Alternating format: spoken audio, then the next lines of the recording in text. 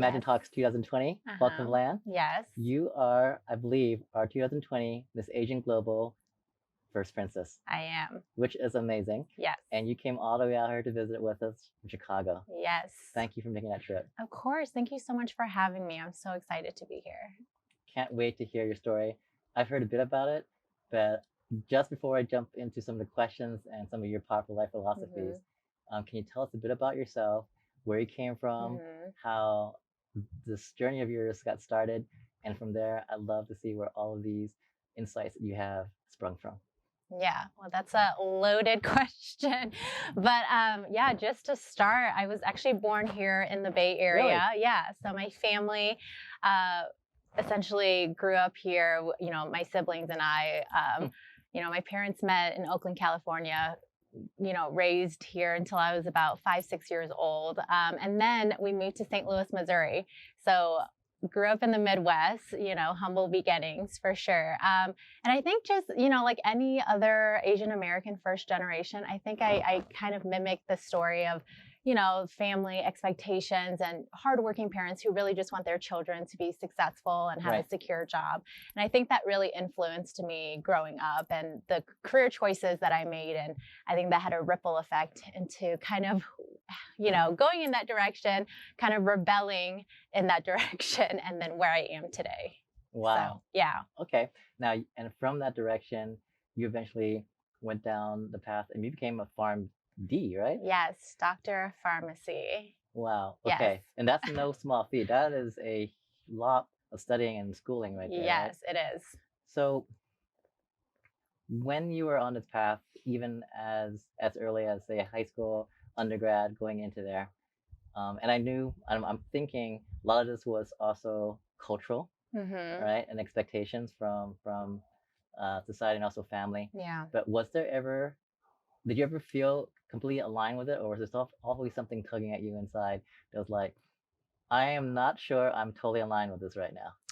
Yeah, I think, you know, when you're young, you kind of, you know, your parents are at least my parents were a huge influence on me. And so, you know, I think I did everything that I thought, you know, would lead me up to success. And I think throughout that entire process, I was always curious. Like, you know, it was always like, okay, I'm doing academia, I'm going through the process of getting these degrees, et cetera. But during that process, it was always, you know, something that I questioned. It's just like, okay, I'm doing this, but is this really something that I'm passionate about? Is this something that is going to be it for me for the rest of my life, you know? So yeah, I mean, there's so many things. I stay curious, and there's always a bunch of, you know, just interest and other skills that I really wanted to hone in that kind of tug at my time and my energy. And so yeah. During that journey, and especially when you got your PharmD, was there a tipping point in that curiosity, that tugging of yours inside, that just pushed you to the point where you're like, I need to step back and have a look at what I'm doing with my life right now? And what exactly was that, and how did that emerge and really make itself known in your presence? You know, I think there wasn't like an exact tipping point. I think I always knew what kind of woman I wanted to be. I knew the kind of influence I wanted to have on young women. I knew the kind of causes that I wanted to, you know, represent and spend my time doing. So I think throughout that process, it was always a question. And I think to answer your question, like the biggest thing that probably tugged me was just purpose, right? Like finding my purpose and finding fulfillment and where I spend my time and my energy. And so that was always a constant internal battle with me. Yeah, and I think at one point, once you continue to spend all your energy having, you know, that constant tug of war in your mind and in your heart, eventually at some point when the time comes and the circumstances presents itself, I feel like that's when I think that's like my biggest message is like when those circumstances come, to really trust yourself and have the self-confidence to believe in yourself, to you know, to take that step. Right. Yeah. Right. And one of the things you've also told me a lot of times, I remember, was one thing that always drove you, and then to this very day, was that your strong sense of just curiosity. Yeah. Right? Just being curious about things outside of what you were formally studying. Yeah. So how big of a factor is curiosity in the focus of you transitioning from being a PharmD to being an entrepreneur of 2 companies right now? How much was curiosity a foundation for that? I think it was huge. You know, I think even when I'm in my day-to-day job, my 9 to 5 as a pharmacist, you know, throughout that entire process, it's always curiosity.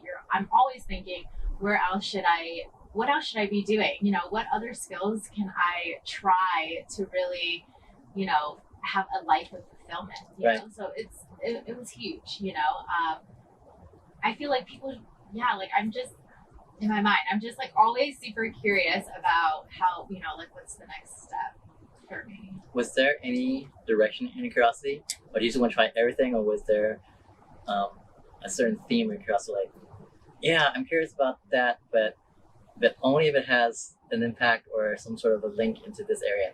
Was there a certain funnel that your curiosity was always guiding you towards? No. Yeah. Just everything out there. Yeah, I mean, I blogged. I started a retail women's clothing company.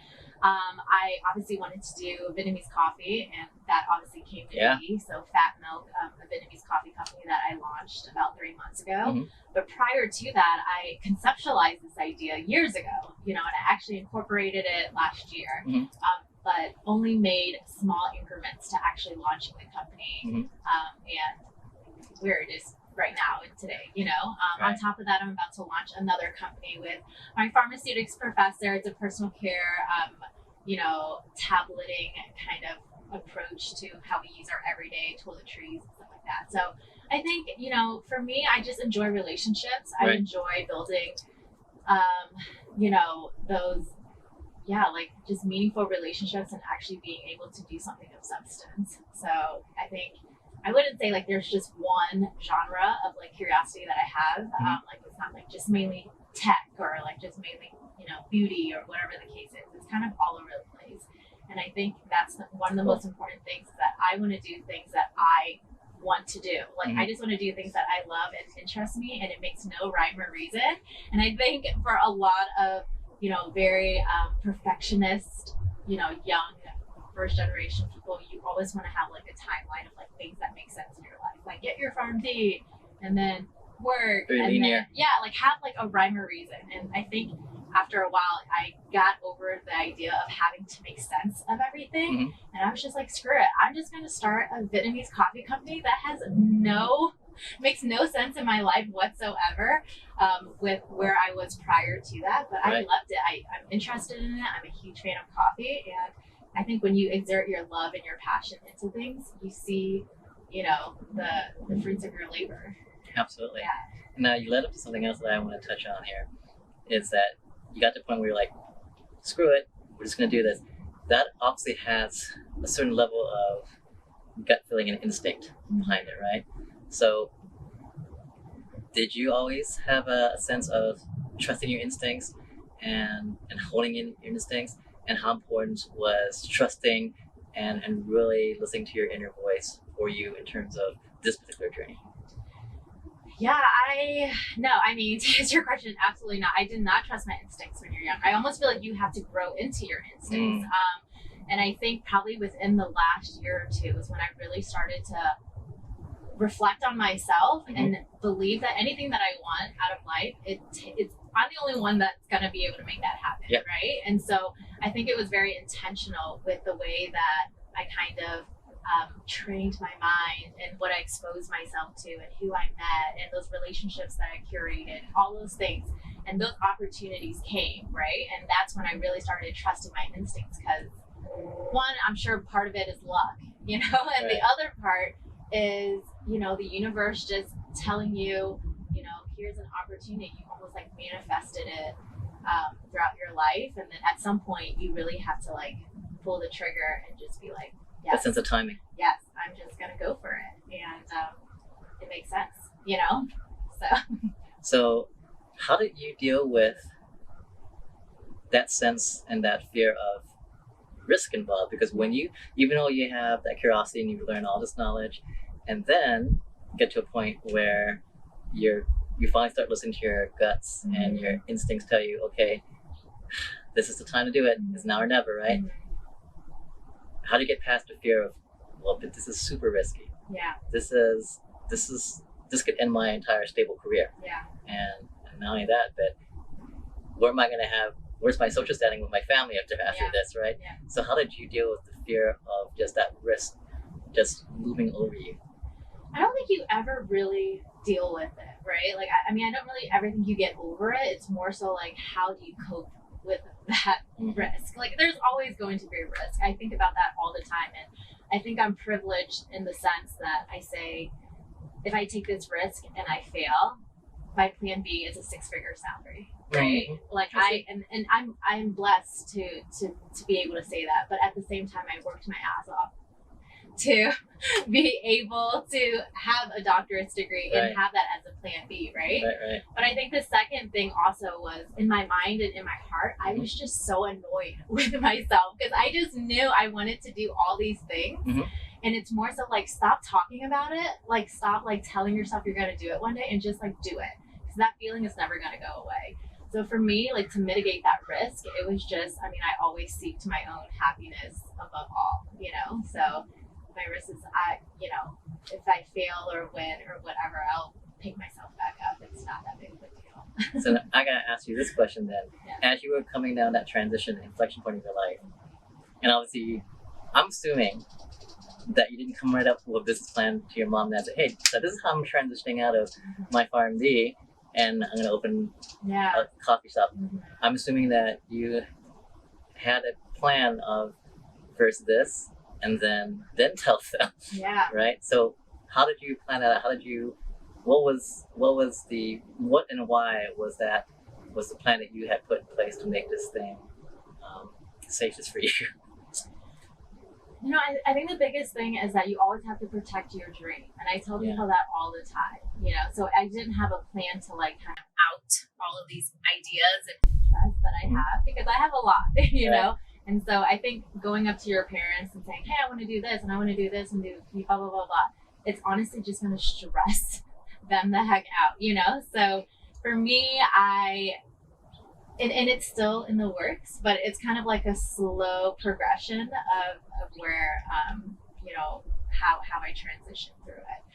In terms of pharmacy, I am going back to pharmacy specifically to administer COVID vaccines. Wow. Yes. On top of all of this. On top of all of this, I was there. There's a huge recruitment of pharmacists right now to come and vaccinate the population. So, I feel like as someone who holds this degree and has a skill set and the certifications, it's my duty to go out and still do that, So I still utilize it to some degree. So it's not like, hey, I'm totally done with this and I'm, doing all these other things. It's more so just finding that balance, but just doing things more so because you want to and not because you feel like you have to. No, I love that. And so you're not going back to pharmacy, at least partially pharmacy, because it's for survival. You're doing it because it is the socially responsible thing to do. Yes. That's very cool. Yeah. Now, this also, all of these concepts of curiosity, trusting your instincts, and risk also played a huge part in you becoming part of the Miss Asian Global pageant. Yes. Right? So were you ever involved in a pageant prior to this? No. And so how did the curiosity and instincts and risk play a part in you going, well, screw it, I'm going to do this too?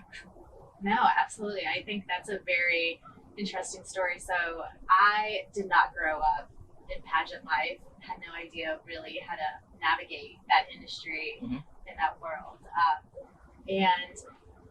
At the time when I was still a full-time pharmacist and working on launching all of these projects that I had, I actually saw a post by Rose Chung, the founder of Miss Asian Global. Right. She posted on Asian Hustle Network, so shout out to that awesome network. But she posted something about, this pageant going virtual, and it's all about women empowerment and adaptability and resilience. And those key words just naturally resonated with me.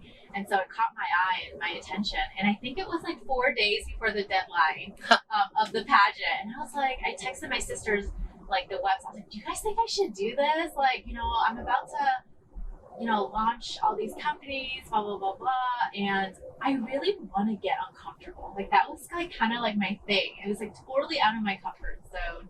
Something I've never have even entertained prior to it being virtual, you know? Right. But I just, thought, why not? I mean, I'm already taking a risk in my career and all these things. Why not take a risk in like my personal life and, my personal brand or, advancement or whatever. And so it just, the way that it happened, the way that I saw it and how I met the deadline, like right at the cusp, and just that whole process with the criteria and everything that I fit, it was just perfect. So I applied and participated, and it was probably one of the best experiences of my life. So I'm so happy to hear that. Yeah.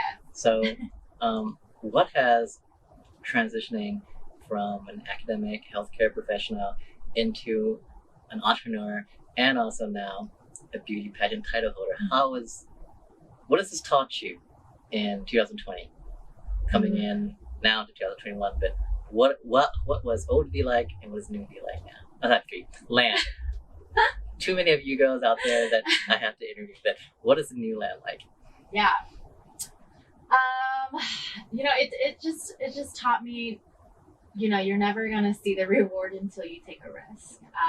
And I think when I look back in 2020, one of the biggest themes for my life, and I think for a lot of people who obviously went through this pandemic, is, you have a certain set of circumstances and it's just a matter of what you make out of it. And I think 2020 was one of the most craziest years for me ever. I joined a beauty pageant, I launched a career, I made a career change, and now that, it's 2021, look at the direction that I've carved out for myself. So I think I'm just like finally stepping in to the woman that I've always wanted to be. And I think I made those risks and those decisions back in 2020 to set me up for today.